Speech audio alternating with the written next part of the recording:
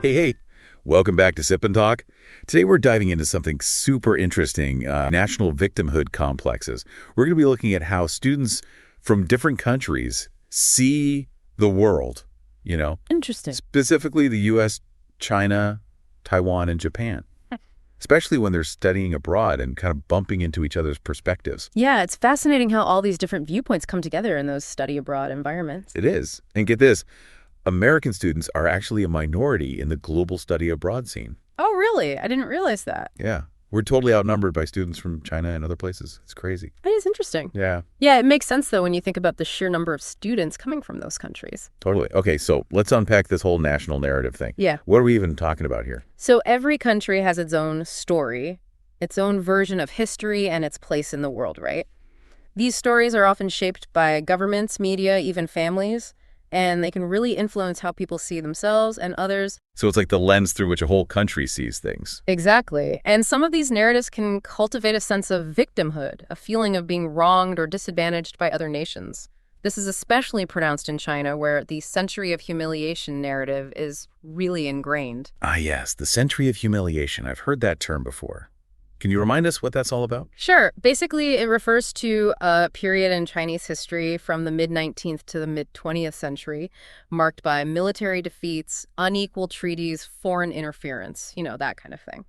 It emphasizes China's suffering at the hands of Western powers, and Japan fostering the sense of resentment and a yearning for national rejuvenation. Wow.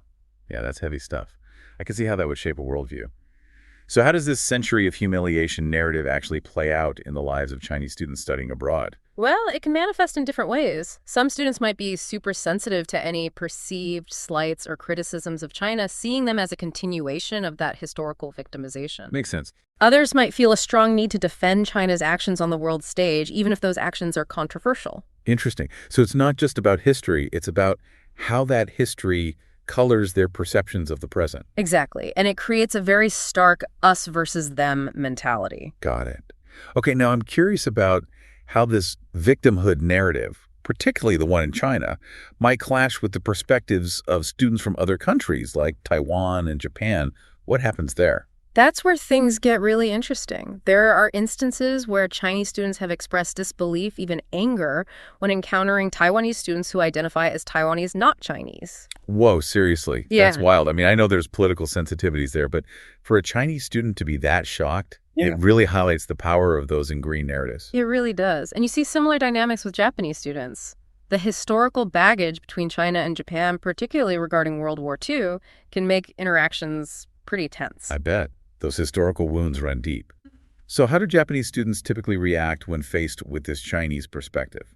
Well, from the research, it seems many Japanese students approach these interactions with a sense of caution. They might be hesitant to engage in debates about sensitive historical issues, or they might take a more observational stance, trying to understand the Chinese perspective without necessarily agreeing with it. So kind of like they're walking on eggshells a bit. Yeah, you could say that. Yeah.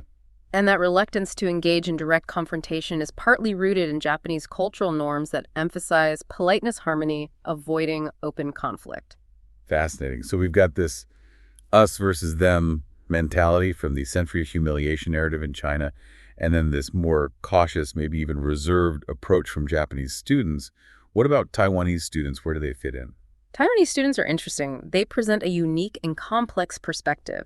Having grown up with their own distinct historical narrative and cultural influences, which are shaped by a mix of Chinese, Japanese, and Western elements. Where they're coming at this with a more blended perspective. Yeah, exactly. Yeah. And that can make their interactions with both Chinese and Japanese students quite nuanced. Interesting. So you've got all these different identities and narratives swirling around in the study abroad environment. I can only imagine the kind of conversations and debates that must happen. Oh, absolutely. It's a melting pot of perspectives, and sometimes they clash in unexpected ways. I bet. Okay, so we've talked about history, national narratives, and how those things shape the way Chinese, Japanese, and Taiwanese students see the world. But you know what else always seems to get tangled up in these discussions? Money. Economics. Oh, absolutely. You can't talk about international relations without talking about economics. All right, so let's dive into those economic perspectives, because I have a feeling this is where things get really juicy. So when it comes to economic narratives among these students, you see some fascinating things. For instance, some Chinese students believe that Taiwan is economically dependent on mainland China. Yeah, that makes sense. And there are a lot of economic ties there, right? Exactly. But Taiwanese students often push back on that narrative. They really emphasize Taiwan's own economic strengths, particularly in tech. Oh, yeah, for sure. Taiwan's like a tech powerhouse. Hmm. They're the leading producer of semiconductors. Those are essential for, like, everything these days. You got it. And that dominance in the semiconductor industry gives Taiwan some serious leverage in the global economy.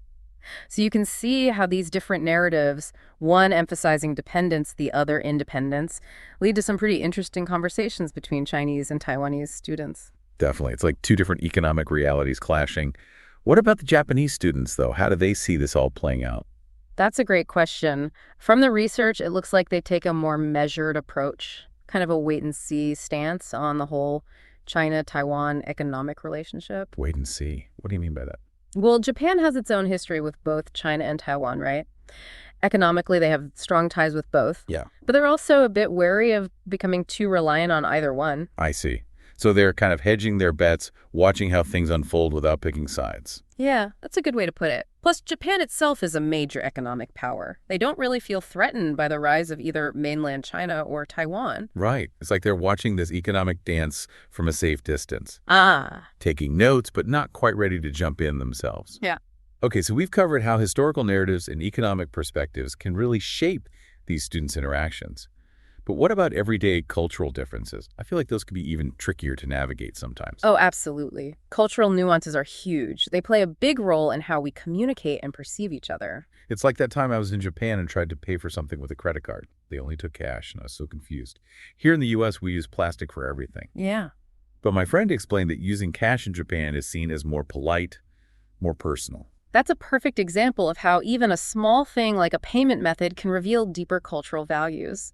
And it actually ties into some of the differences we see between Chinese, Taiwanese, and Japanese students in the research. Oh, really? Yeah. Tell me more. How so? Well, for instance, Chinese culture often emphasizes collectivism and social harmony. This can influence how they approach group dynamics, decision-making, even financial transactions. So maybe Chinese students are more likely to split bills evenly or share expenses, while American students might be more individualistic about it. Exactly. And then you have Japanese culture, which values respect, formality, and tradition. That could explain why, in your anecdote, using cash was seen as the more respectful way to do business. So fascinating. Where do Taiwanese students fall on this cultural spectrum, though? Taiwan's really interesting because their culture blends Chinese, Japanese, and Western influences. They tend to have a kind of cultural flexibility that helps them adapt to different social situations more easily. That's a great point. They're like cultural chameleons, able to blend in and navigate different norms. Now I'm just picturing all these students together in a study abroad program. It must be like a total cultural pressure cooker. It can be, for sure, especially when you consider the historical and political baggage that some of them bring to the table. Oh, definitely. Like, imagine a Chinese student meeting a Taiwanese student who's totally into Japanese pop culture. That could create some real tension, given the history between China and Japan. You're right. Those historical narratives and cultural differences don't just vanish when people travel. They can really impact how students interact and see each other. This is all so fascinating. But what does it all mean? Why should our listeners care about these clashing perspectives, these cultural collisions? That's the big question, isn't it? Why should we care about understanding these different cultural lenses? It's super interesting, but does it really matter in the real world? It matters more than you might think. I mean, we live in a super interconnected world now, whether it's traveling, working with international colleagues, or even just trying to understand the news. Understanding these cultural differences is so important. Yeah, it's like global citizenship 101. Exactly. It's all about empathy, being open-minded, and recognizing that there's no one right way to see the world. These students, by interacting with each other and really grappling with these different viewpoints, they're actually developing key skills for navigating this complex world. It's like they're getting this crash course in cross-cultural communication just by hanging out in a dorm room or a study group. Totally. And the lessons they learn, the insights they gain that can have a ripple effect far beyond their time studying abroad. You know what? I'm kind of feeling like I need to sign up for a study abroad program myself. Yeah. Maybe brush up on my Mandarin and finally learn how to use chopsticks properly. maybe hold off on the chopsticks for now.